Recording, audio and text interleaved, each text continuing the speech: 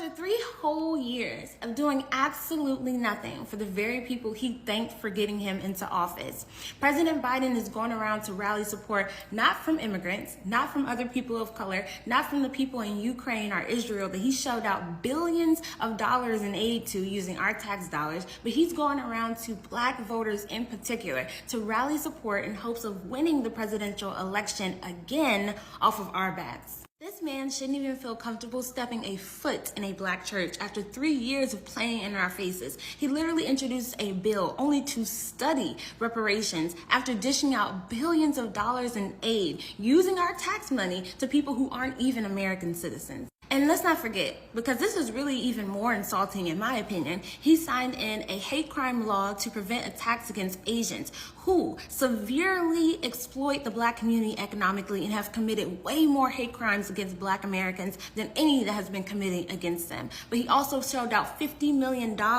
in support to them. But for the people that this government has done the most wrong to, the most mistreatment than anybody else on this entire planet, all they can do is study reparations. And to add insult to a whole lot of injury, they literally made Juneteenth a federal holiday, which does absolutely nothing for us other than it allows every race to be off for that day and still get paid. And the reason that he has the audacity and the confidence to yet again rally the support of black voters is because he understands that we value symbolism and people talking to us nice over actual progress. And that is why he stood there in a black church in front of black people talking about a dream, quoting Martin Luther King and saying that we shall one day overcome, but absolutely nothing about reparations and actual things that he's going to put into place to help black Americans. He literally said to black people, and I quote, "You had my back, and I hope I've had yours." He had to say I hope because he knows for a fact he cannot say he has had our back because he has not.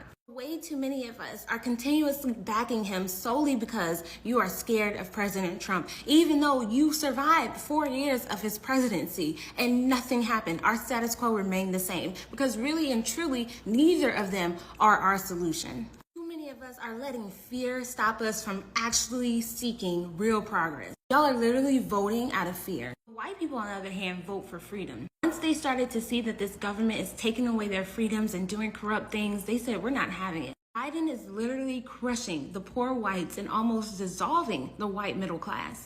They're literally trying to force states like Texas to open themselves up to immigrants. Republican states are literally uniting and saying, no, we will not have that. Which is why everyone is predicting that we are on the brink of another civil war. We were already warned of this in a book called Fall of America by a black man. We're too scared to unite and do for ourselves. We'd rather keep begging and get nothing.